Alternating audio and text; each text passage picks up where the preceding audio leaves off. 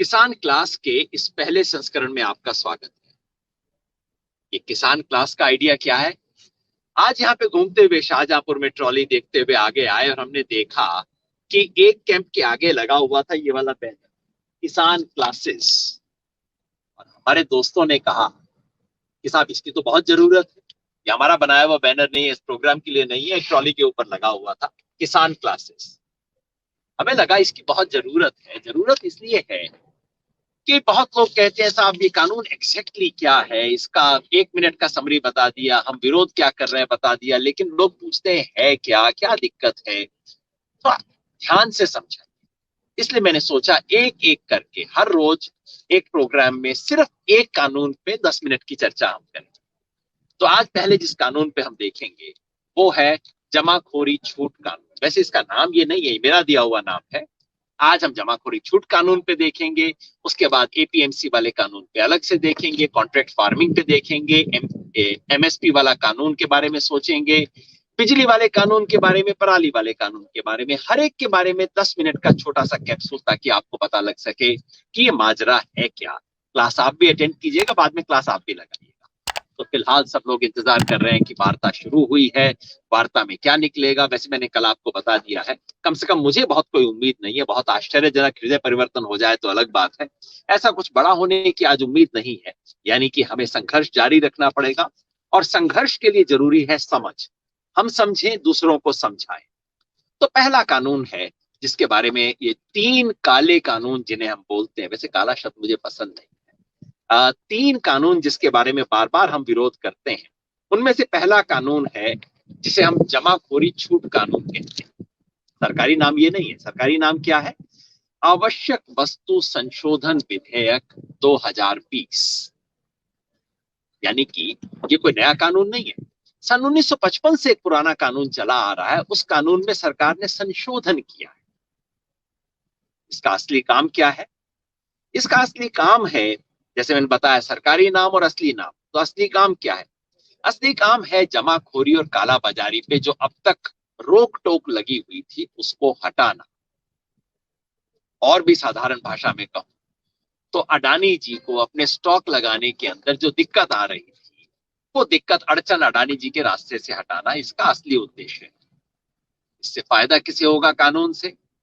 सरकार कहती है किसानों को, बात किसानों के लिए सरकार कहती है, वास्तव में किसे फायदा होगा? वास्तव में फायदा होगा स्टॉकिस्ट को, बहुत बड़े थोक व्यापारियों को, और एक्सपोर्ट की कंपनियों को। अब एक्सपोर्ट का मामला क्या है आपको मैं बताऊंगा।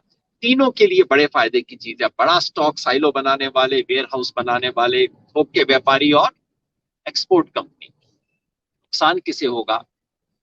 नुकसान होगा छोटे किसान को, और उससे भी ज्यादा नुकसान होगा साधारण उपभोक्ता को, आपको, मुझे।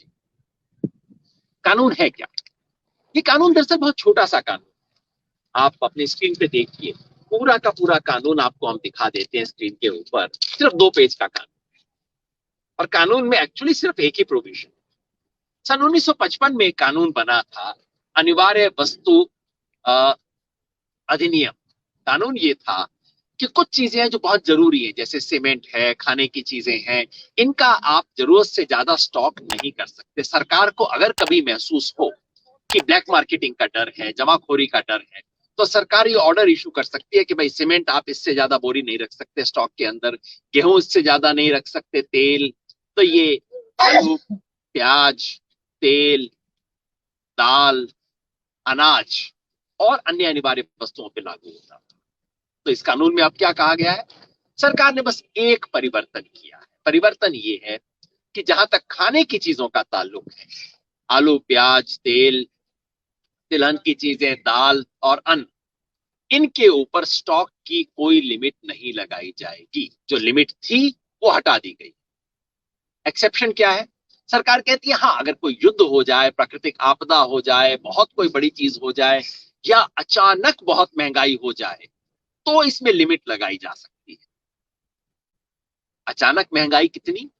अगर सब्जी फल के अंदर 2 गुना हो जाती है तो, और अगर अनाज में 1.5 गुना, 50% महंगाई हो जाती है, तब तो सरकार कर सकती है। अदरवाइज इसके ऊपर कोई लिमिट नहीं लगाई जाएगी। और उसके अंदर भी एक छेद है कि जो एक्सपोर्ट करते हैं या कि इसकी चेन, वैल्यू चेन एडिशन करते हैं, उन पे किसी भी हालत में कभी भी कोई भी लिमिट कभी नहीं लगाई जा सके।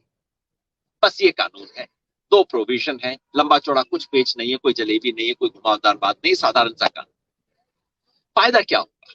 सरकार कहती है, सरकारी तर्क है, हमें सरकारी तर्क बताने चाहिए। सरकार कहती है नंबर एक कि भाई हमारे देश में स्टोरेज के अंदर इन्वेस्टमेंट नहीं आ रहा है, इससे इन्वेस्टमेंट आएगा। प्राइवेट कंपनियां आज की तारीख में वेयर हाउस बनाने में, साइलो बनाने में, कोल्ड स्टोर बनाने में घबराती हैं, कहती हैं कि साहब आप तो स्टॉक लिमिट लगा दोगे। अब ये हम हटा देंगे तो फिर अच्छे से इन्वेस्टमेंट होगा इसके। दूसरा दूसरा सरकारी तर्क ये है कि इससे अनाज की, खाद्य वस्तुओं की बर्बादी रुकेगी, क्योंकि आप जब स्टॉक में ले लेंगे, लिमिट नहीं होगी तो वो कायदे से उसको स्टॉक करेंगे, चीजें बर्बाद नहीं होंगी। नहीं तो आप लिमिट लगा देते तो बर्बादी की गुंजाइश थी। और तीसरा सरकार कहती है कि जब व्यापारी ज्यादा मुनाफा कमाएंगे, स्टॉक में रखेंगे, ज्यादा मुनाफा कमाएंगे, तो किसान को भी ज्यादा फायदा मिलेगा। ये सरकार के तर्क है। अब आपको सुनते सुनते आखिरी बात पे आप भी अटक गए होगे ना मेरी तरह से, कि भाई अगर व्यापारी ज्यादा कमाएगा तो किसान को क्यों देगा? धर्मशाला खोल रखी है उसने कोई? व्यापारी किसान को तब देगा जब उसको देना पड़ेगा, नहीं तो व्यापारी कमाएगा। तो सरकार की बात सही है, सरकार की ये बात सही है कि इससे ज्यादा प्राइवेट इन्वेस्टमेंट आएगा। ये बात भी सही हो सकती है कि प्राइवेट इन्वेस्टमेंट आएगा तो थोड़ी बहुत बर्बादी कम हो सकती है, और ये बात भी सही है कि व्यापारी ज्यादा मुनाफा कमाएगा। लेकिन भाई आपने तो कहा था किसान के लिए कानून है, किसान को क्या फायदा होगा? अगर मुनाफा कमाएगा तो किसान को क्यों देगा? वो अपने पास रखेगा ना, बड़ी कंपनी क्यों देगी किसान? सिर्फ यही नहीं, किसान को नुकसान। इसका जो सच्चाई है, इसका जो पूरा सच है वो ये है कि पहले तो मैंने बताया कि किसान को नहीं मिलेगा फायदा। दूसरा, अगर सरकार को स्टॉक की सूचना ही खत्म हो जाएगी, और ये बहुत थोड़ा सा बारीकी का मुद्दा है कि सरकार को अगर सूचना ही नहीं रहेगी कि स्टॉक कितना है, तो सरकार कैसे लिमिट लगाएगी? ये सरकार के नियम बने हैं, और मुझे काफी सीनियर सरकारी अफसरों ने खुद फोन करके बताया है कि जी इससे सबसे बड़ी दिक्कत तो ये है कि सरकार के पास किस वस्तु का कितना स्टॉक है, कहां पे है, किस वेयर हाउस में है, ये सूचना ही खत्म कर दी जाए, वो होगी तो लिमिट लग ही नहीं सकती कभी। किस बेसिस पे सरकार लगाएगी? जो सबसे बड़ा खतरा मुझे नजर आता है वो ये है कि इससे जो बड़े बड़े स्टॉकिस्ट हैं वो बाजार से खेलेंगे। अब आप सोचते हैं कोल्ड स्टोरेज, आप सोचते हैं वेयर हाउस, हम सोचते हैं बहुत बड़ी सारी बिल्डिंग होगी वेयर हाउस की, लेकिन इनका एक परदादा होता है जिसको बोलते हैं साइलो। साइलो साधारण वेयर हाउस नहीं है। अडानी जी ने देश के अंदर कोई 14 साइलो बना रखे हैं। साइलो इतने बड़े हैं। अभी हरियाणा के अंदर पानीपत के अंदर एक साइलो बन रहा है, 100 एकड़ जमीन के ऊपर एक गोदाम बन रहा है। इतना बड़ा गोदाम होगा कि उसके अंदर रेलवे पूरी की पूरी मालगाड़ी चली जाएगी, मालगाड़ी वहां से वापस आएगी। तो साधारण गोदाम की बात नहीं कर रहे। जो लोग इतना बड़ा बड़ा स्टॉक रखेंगे, तो हो सकता है एक व्यापारी के पास देश में सरसों की पूरी फसल का 5% एक गोदाम के अंदर रखा। वो क्या करेगा? खाली बैठ के बैठा नहीं रहेगा गोदाम के अंदर, बाजार से खेलेगा। खेलेगा कैसे? सरसों का मान लीजिए बाजार में दाम 4,000 चल रहा है, फसल आने वाली है। फसल आने से 15 दिन पहले वो व्यापारी 1,00,000 टन सरसों बाजार में उतार देगा, जो उसके वेयर साल से पड़ी हुई है। जैसे ही 1,00,000 टन सरसों आई, जाहिर है दाम गिरेगा। दाम गिरेगा, मान लीजिए 3200 हो गया। अब किसान जाएगा और उसको आड़ती बताएगा जी पता नहीं पिछले एक हफ्ते से दाम गिर गया, 3200 हो गया है। किसान वेट करेगा 1 हफ्ता, 2 हफ्ता, 4 हफ्ता, 6 हफ्ता, इससे ज्यादा किसान इंतजार नहीं कर सकता। फिर झक मार के किसान कहेगा चलो 3200 3300 जो मिलता है दो, काम खत्म। स्टॉक सारा चला जाएगा इन बड़े बड़े साइलोज के अंदर। और जाने के बाद जब बाद में इसको कंज्यूमर के लिए रेट करने का अवसर, ये यहाँ ट्रैक्टर चलते रहते हैं, जब कंज्यूमर को देने का अवसर आएगा तब गोदाम के दरवाजे बंद, और आपको बताया जाएगा कि बाजार में सरसों की कमी आ गई। गोदाम भरे हुए हैं लेकिन बाजार में कमी है क्योंकि स्टॉकिस्ट उसको रिलीज नहीं कर रहा। इसी को ब्लैक मार्केटिंग, यही है ब्लैक मार्केटिंग। तो उसके लिए जब देने का वक्त, वही कंपनी को 5,000 में दी जाएगी, 6,000 में दी जाएगी। यानी कि दोनों तरफ से नुकसान होगा। किसान सस्ता, कंज्यूमर को खरीदते वक्त महंगा। सरकार कहती है कि नहीं नहीं, कंज्यूमर को अगर महंगा पड़ा तो हमारे पास इसको रोकने के तरीके हैं। हमने अभी भी कहा है कि अगर बहुत ज्यादा महंगाई बढ़ गई तो सरकार स्टॉक की लिमिट लगा सकती है, लेकिन वास्तव में ऐसा नहीं होता।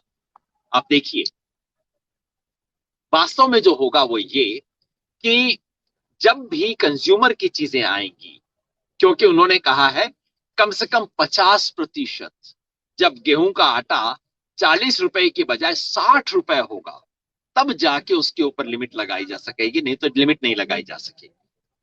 सब्जी फल 2 गुना होंगे तब जाके लिमिट लगाई जा सकती है, उसके अलावा नहीं लगाई जा सकती। पर आपने एक और बात याद रखी होगी, इसके अंदर छेद है, एक्सपोर्ट वाला छेद। कोई भी कंपनी जिसके पास एक्सपोर्ट का ऑर्डर है वो कहेगी सरकार जो भी लिमिट लगाए हम पे लागू नहीं होती, क्योंकि हमारे पास एक्सपोर्ट का ऑर्डर है। ऐसे आपको एक बात पता है, अडानी जी की कई एग्रीकल्चर कंपनियां हैं अफ्रीका में, बाहर, यानी कि उनकी जेब में जिस दिन वो चाहेंगे एक्सपोर्ट का ऑर्डर पड़ा रहेगा। सरकार आज सुबह स्टॉक की लिमिट लगाएगी और अडानी जी की कंपनी में कल रात का ऑर्डर आ जाएगा कि हमारे पास तो अफ्रीका से एक्सपोर्ट का ऑर्डर आया हुआ है जी, हमारे को आप क्यों रोक रहे हैं। यानी कि किसी पे भी लिमिट लग सकती है, अडानी पे लिमिट नहीं लगेगी, एग्रो एक्सपोर्ट कंपनियों पे लिमिट नहीं लगेगी। और इस कानून से जो इसकी पूरी हकीकत है वो जैसा मैंने बताया, हाँ, इसका एक बिंदु ये देखना था कि वास्तव में क्या हुआ है। ये कानून अब आ गया है, 6 महीने से लागू है। सरकार क्या कर रही है, जब जब किसान को जरूरत होती है, और ये इसकी वास्तविकता है, इन कानूनों की हकीकत क्या है। हकीकत ये होती है, कानून सिर्फ कहता है सरकार ऐसा कर सकती है, व्यवहार में क्या होता है, जिसकी लाठी उसकी भैंस। तो जब बड़ी कंपनियों को जरूरत होगी तब लिमिट नहीं लगाई जाएगी, जब किसान को लगेगा हाय मेरे को थोड़ा सा 4 पैसा फालतू अपनी फसल पे मिल सकता है, एकदम लिमिट लगाई जाएगी। इस साल यही खेल हुआ आलू और प्याज दोनों के ऊपर। प्याज जब किसान 1 रुपए में बेचता है नासिक की मंडी में, कोई लिमिट नहीं, जहां जो मर्जी बेचो, सरकार हाथ में नहीं आती। मगर प्याज का दाम 30 रुपया हो गया तो एकदम सरकार एक्सपोर्ट लिमिट लगा दी। आलू के ऊपर, आलू के स्टॉक उत्तर प्रदेश के अंदर पड़े थे, सरकार ने कहा कि नहीं, आलू का दाम बढ़ रहा है, एकदम सबको कहा कि कोल्ड स्टोरेज से बाहर निकालो आलू को, दूसरे कामों को इस्तेमाल किया। इस कानून का इस्तेमाल नहीं किया सरकार ने दूसरी चीजों का इस्तेमाल किया। मतलब ये कि कानून का इस्तेमाल पावर बैलेंस के हिसाब से किया जाएगा। किसान के पास ताकत नहीं है, इसलिए जब वो चाहेगा, जब उसे 4 पैसे मिलने होंगे तब स्टॉक की लिमिट लगा दी जाएगी। जब किसान को फायदा नहीं है, व्यापारी को फायदा होगा, तब लिमिट नहीं लगाई जाएगी। ये वास्तविकता है इस चीज। आपको पता है, ये कानून, उधर सरकार कानून बना रही थी, एसेंशियल कमोडिटीज अमेंडमेंट हो रहा था, इधर हरियाणा में और दूसरी जगहों पे अडानी जी की कंपनी विज्ञापन कर रही थी, कह रही थी कि अब देश के अंदर स्टॉक का जो पूरा व्यापार है उसका 45% हमारे पास आने वाला है। गुप्त डॉक्यूमेंट नहीं है, पब्लिक में उनकी कंपनी ये कह रही थी कि अब हम इस देश के खाद्यान्न के स्टॉक पे, एग्रीकल्चर के स्टॉक के ऊपर अब हमारा बोलबाला होगा, इसलिए आप हमारी कंपनी में इन्वेस्ट कीजिए। अडानी जी की कंपनी इन्वेस्टमेंट मांग रही थी। हरियाणा सरकार, जबकि कुछ नहीं हो रहा था, देश में लॉकडाउन था, उस समय हरियाणा सरकार जल्दी जल्दी इनका लैंड यूज चेंज कर रही थी कि आप बनाओ। यानी कि कुछ लोग थे जिन्हें पहले से पता था कि ये कानून आएगा, जो पहले दिन से इसका फायदा उठाने के लिए तैयार थे। ये कानून किसान के लिए नहीं, किसी दूसरे के लिए बना है। ये सौगात नहीं है, किसान के लिए सजा। और ये सौगात पे नाम किसान का लिखा है, पर ये सौगात है किसी और के लिए। क्यों है, सरकार ऐसा काम क्यों कर रही है, इसका पता कैसे लगेगा। एक इलेक्शन बॉन्ड नामक चीज जो कि गुप्त होते हैं, गुप्त दान कंपनियां कर सकती हैं सीधा पार्टियों। जिस दिन इलेक्शन बॉन्ड, बिहार के अंदर अभी चुनाव में पता लगा, इलेक्शन बॉन्ड बिहार के चुनाव में 10 दिन के लिए खरीदे। बिहार में जितने भी बिहार के चुनाव में इलेक्शन बॉन्ड आए, उनमें से कितने बिहार से आए, सिर्फ 10 लाख। बाकी कहां से आए, बॉम्बे से आए। किसने भेजे होंगे, पता नहीं, क्योंकि ये गुप्त है। जिस दिन ये राज खुलेगा उस दिन आपको पता लगेगा एसेंशियल कमोडिटीज एक्ट क्यों बदला। तो आज की किसान क्लास यहीं पे, जैसा मैंने बताया, आने वाली किसान क्लास में हम एपीएमसी एक्ट पे देखेंगे, कॉन्ट्रैक्ट फार्मिंग देखेंगे, एमएसपी के बारे में बात करेंगे, बिजली बिल, पराली बिल, सब पे एक एक करके चर्चा करेंगे। ये क्लास इसलिए है ताकि आप भी अपने गांव में अपने दोस्तों के बीच इसी तरह से क्लास लगाओ, ताकि देश समझाए इतना झूठ हमारे ऊपर दिया जा रहा है, झूठ का पर्दा हमारे पे लगाया जा रहा है। इस झूठ के पर्दे का हम पर्दाफाश कर सकें, सच्चाई को लाएं, इस खिली हुई धूप की तरह। कितनी धुंध हो, धुंध तो छटेगी, सच का सूरज सामने आएगा। ये काम हमें करना है। संघर्ष लंबा है, आप लंबे संघर्ष की तैयारी कीजिए, लोगों को सूचना देनी है, चेतना जगानी है, इसका काम आपको करना है। धन्यवाद। For more updates, subscribe to our channel, click the show links and enjoy watching the videos.